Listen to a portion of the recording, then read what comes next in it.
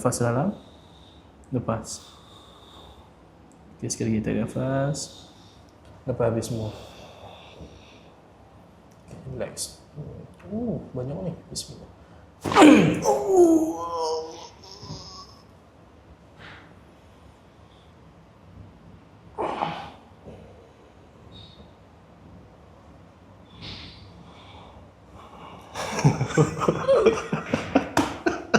Pagi je.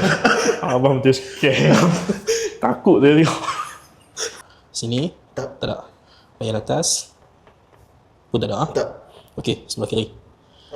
Ya. Ada sikit? Betul. Sini? Oh. Wow. Allah. Ni bukan sakit memang yang mana? Ni memang sakit sungguh. Sakit sungguh. Berapa lama dah bang kat gok ni bang? Saya dah bulan 3 tahun. 3 tahun bang. Typing? Pry? Pry, betul. Kilang apa? Kilang, betul. Sini? Oh, tulang pun dah kompres dah terrapat. Sebab tu abang sakit sebelah sini lebih. Ni, sebelah sini.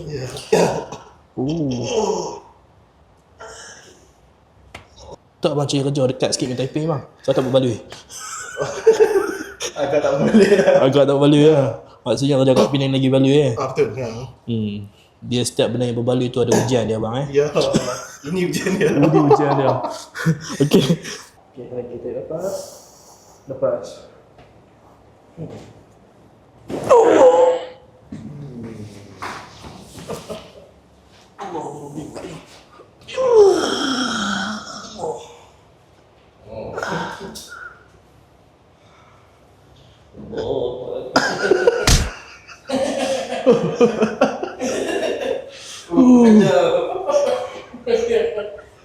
Speechless. Lega eh.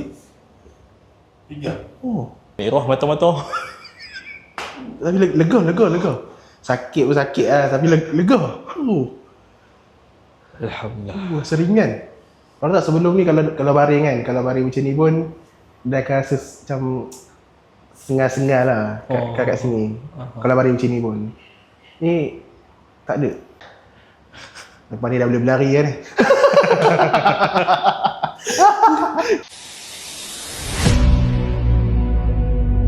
Ni pun kalau tak sebelum ni kalau nak macam ni dia sakit. Tu boleh buat lah. Ni elok lah. Style. Memang style.